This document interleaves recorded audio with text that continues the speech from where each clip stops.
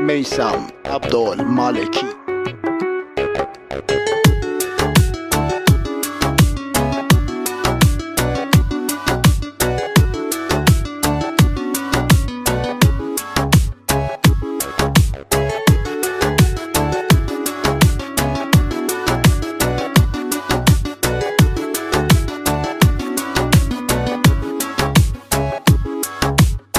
چشمای ناز تو، موهای باز تو یادم نمیره، اون مهربونی تو، شیرین زبونی تو یادم نمیره، یادم نمیره، یادم نمیره.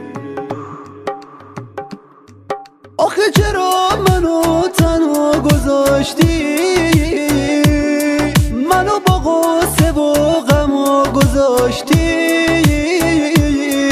نمیدونم چی شد ازم بریدی، تو رو خدا بگو ازم چه دیدی، دل تو من دل منو شکستی، رفتی دلو به یار دیگه بستی، نمیشه باورم دوستم نداشتی، به غیر من یکی دیگر رو داشتی.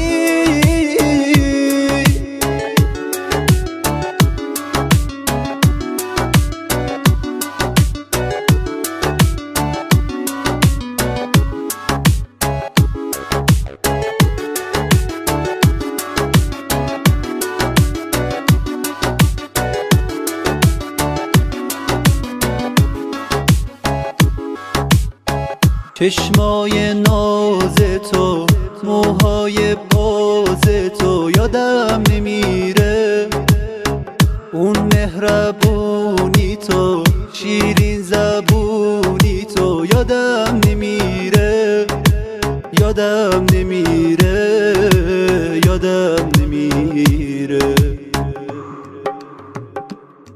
آخه چرا منو تنها گذاشتی،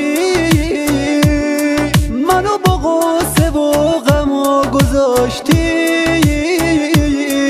نمیدونم چی شد ازم بریدی، تو رو خدا بگو ازم چه دیدی، دل تو من دل منو شکستی،